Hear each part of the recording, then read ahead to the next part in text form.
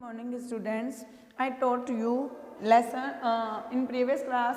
I taught you lesson 5th when people rebel 1857 and after. Okay, in this class continue this chapter. Our last topic है आपका after माथ. ठीक है, अब वो आपके माइंड में ये एक क्वेश्चन है कि आफ्टर माथ क्या है. ठीक है, अब तक यानी प्रीवियस क्लास में हमने क्या रीड किया था, when people rebel 1857.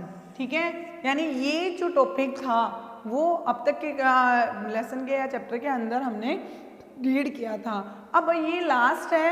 And after, after के बाद में क्या हुआ, एंड आफ्टर की जब इतने क्या था, पहले लोगों ने 1857 तक एक क्या था, रिबेलियन स्प्रेड हो चुका था पूरी तरह. उसके बाद में है कि आफ्टर बाद में क्या हुआ, 1857 के बाद में क्या हुआ, तो उसके लिए क्या है आफ्टर माथ. यानी अब तक जो जैसे हुआ जो हुआ उसके बाद में क्या है कि लास्ट में क्या हुआ. जैसे क्या होता है कि हम क्रिकेट मैच खेलते हैं. ठीक है, लाइक एग्जाम्पल हम क्रिकेट मैच खेलते हैं. अब उसके बाद में क्रिकेट मैच खेलने के बाद में एक टीम जीत जाती है, एक टीम हार जाती है. अब चाहे हारा हो चाहे जीता हो, लेकिन उसके बाद में हमें क्या करना है, हम क्या करेंगे या क्या होगा. ठीक है, उसके बारे में सोचना है, उसके बारे में देखना. उसी से रिलेटेड क्या है आफ्टर माथ. उसी तरह क्या है कि एक रिबेलियन हो चुका है पूरी तरह. अब उस रिबेलियन को रोकने के लिए, उस रिबेल को रोकने के लिए हमें क्या करना है, बाद में देखना है कि आफ्टर माथ क्या हुआ और क्या करना है. ठीक है, उसके बारे में रीड करेंगे. So open your book.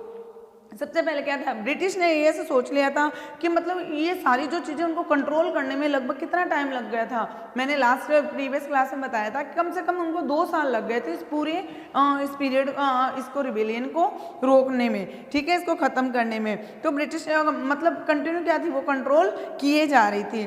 They were required to the change their policy. अब वो क्या करते हैं, अब उनको ये हो गया था कि हमें जो हमारी पॉलिसीज़ है उनको क्या करना होगा, चेंज करना होगा. ठीक है, क्योंकि अभी इंडियन के लिए जो भी उन्होंने अप्रोच बनाई थी या जो भी उन्होंने सोच बनाई थी, अब उनको ये लगने लग गया था कि हमें उसे बदलना होगा, चेंज करना होगा.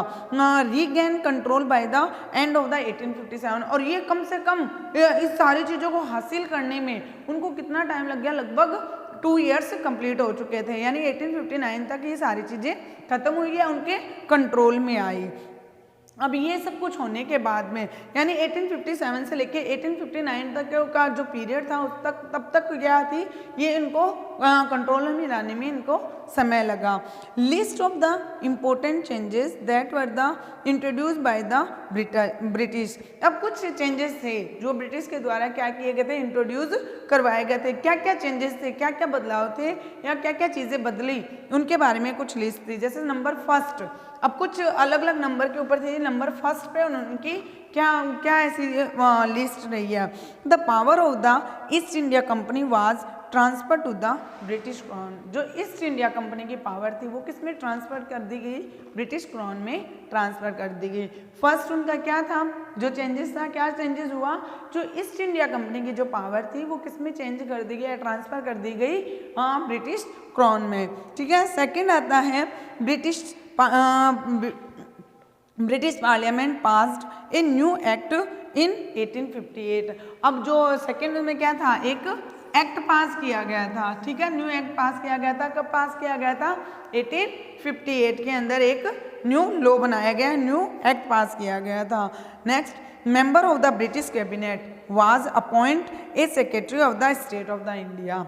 ठीक है, यानी कैबिनेट जो ब्रिटिश कैबिनेट के जो मेंबर होते थे उन्होंने किसको अपॉइंट किया था, एक इंडिया के जो secretary of state of India. ठीक है, जो कि क्या था, यानी पूरी इंडियन काउंसिल बन चुकी थी. उसके अंदर जो सेक्रेटरी था वो कौन के यहाँ का था, इंडिया का था. ठीक है, उसको नियुक्त किया गया, अपॉइंट किया गया.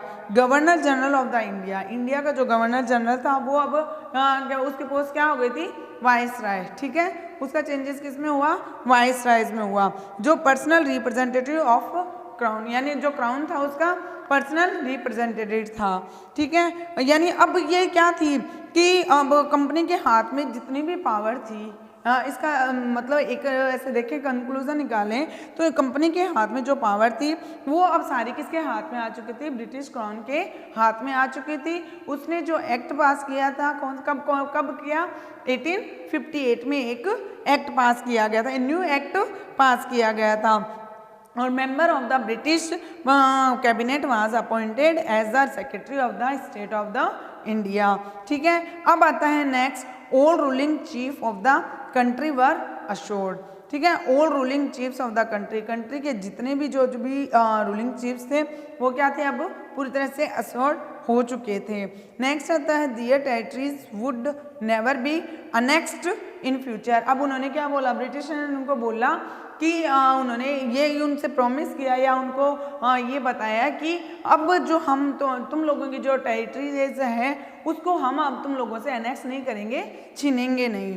दे are the allowed to pass on their kingdom to their heirs. अब पहले क्या था, जैसे रानी लक्ष्मीबाई को अडप्ट नहीं करने दिया गया था, ठीक है, यानी जो उनको बेटा था या जो भी उनके नहीं था तो उनको अडप्ट नहीं करने दिया था किसी भी बेटे को, तो हायर्स का मतलब अडप्टेड सन उसको बोला गया है। तो अब उन्होंने क्या कहा कि हम तुम लोगों को अलाउ कर देंगे, ये परमिशन दे देंगे कि अब आप क्या कर सकते हो, अडप्ट कर सकते हो। ठीक है, तो उन्होंने इसकी भी छूट दे दी थी। क्यों? क्योंकि उनको लगा कि अब तक जितनी मारपीट हुई है, जो भी हो चुका, ठीक है, कि किसी न किसी तरह उनको ये रिबेल रोकना था। ठीक है, इसलिए उन्होंने क्या किया कि आपस में ऐसा समझौता करके, कुछ ऐसी बातें करके कि ऐसा जो रिबेल है फ्यूचर में ना हो, इसके लिए उन्होंने ये सारी चेंजेस करने को तैयार हो गए। However they have to acknowledge British queen as their sovereign paramount. अब इसलिए उन्होंने क्या किया, मतलब जो ब्रिटिश क्वीन, अब उनको क्या था कि मान लो कि जो कुछ हुआ, एक चीज़ अब ब्रिटिशर ने क्या बोला कि एक चीज़ आपको हमारी माननी होगी। अब वो क्या थी, क्या मानने के लिए बोला कि आज से जो ब्रिटिश क्वीन होगी वो ही क्या होगी, आपकी हेड होगी। ठीक है, अब उन्होंने ये बात उनके सामने रखी कि ठीक है, हम सब कुछ करने के लिए तैयार हैं, लेकिन आपसे जो आपकी हेड होगी वो क्या होगी, ब्रिटिश क्वीन होगी। अब थर्ड में क्या आता है, इंडियन सोल्जर्स प्रपोर्शन। अब क्या था, इंडियन सोल्जर के जो प्रपोर्शन थे उसको रिड्यूस किया जाने लगा, और जो यूरोपियन सोल्जर्स के जो प्रपोर्शनल थे उनको क्या था, इंक्रीज किया जाने लगा। Instead of the recruiting soldiers from Awadh, Bihar, Central India and South India, more soldiers would be the recruited from among the Gorkhas, Sikhs and Pathans। अब पहले कहाँ से, यानी मतलब ज़्यादा जो सोल्जर्स बुलाए जाते थे वो कहाँ से बुलाए जाते थे, बिहार से, अवध से, सेंट्रल इंडिया से, साउथ इंडिया से बुलाए जाते थे। लेकिन अब क्या बोला उन्होंने कि अब ज़्यादा से ज़्यादा जो सोल्जर्स थे वो कहाँ से, जो गोरखास होते हैं, जो सिख होते हैं, जो पठान होते हैं, वहाँ से वो क्या करते थे, सोल्जर्स को ज़्यादा से ज़्यादा नियुक्ति देते थे। ठीक है, फिर नेक्स्ट और लास्ट आता है Muslim. The land and the property was the confiscated on a large scale and they were the treated with the suspicion and the hostility. इस तरह से क्या होता है कि उन्होंने अलग अलग जो ये 4-5 जो चेंजेस थे वो चेंजेस करके, ठीक है, उन्होंने कैसे न कैसे इस रिबेल को रोकने के लिए कंटिन्यू क्या करते गए, ये कोशिश करते चले गए। और इस तरह से ये जो इतनी इनकी जो कोशिश थी वो 1857 से 1859 तक 2 साल में इनकी जो कोशिश थी, उन्होंने कैसे न कैसे इस रिबेल को क्या कर लिया था, कंट्रोल कर लिया था। नेक्स्ट जो 5th चेंजेस था, the British decided to the respect the customary religious and the social practices of the people in India. यानी अब उन्होंने क्या कहा, ब्रिटिश ने इनको ये भी बोल दिया कि ठीक है कि हम आज के बाद में जो भी आपके कस्टम्स होंगे, जो भी आपकी प्रैक्टिसेस है, ठीक है, जो सोशल प्रैक्टिसेस है, हम उसकी रिस्पेक्ट करेंगे।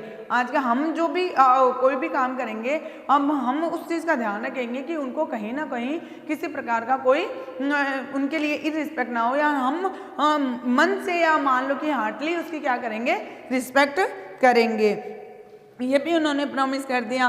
फिर आई policies were the made to the protect landlords and zamindars and give them the security of the right over their lands, यानी अब जो जमींदार्स और जो लैंडलॉर्ड्स है उनको भी क्या दे दी गई, उनकी लैंड्स की सिक्योरिटी का जो राइट था वो उनको दे दिया गया था। इस तरह उन्होंने जितनी भी जो भी कंट्रोल करने थे, जैसी भी कोशिश करनी थी, उन्होंने इस रिबेल को रोकने की पूरी कोशिश की थी। Thus a new phase of the history began after 1857। इस तरह से 1857 के बाद में एक हिस्ट्री के अंदर क्या आ गया, न्यू चेंजेस आ गया, एक अलग बदलाव आ गया। ठीक है, इस तरह से क्या होता है, ये चैप्टर आज आपका कंप्लीट होता है। So today your homework, find question answer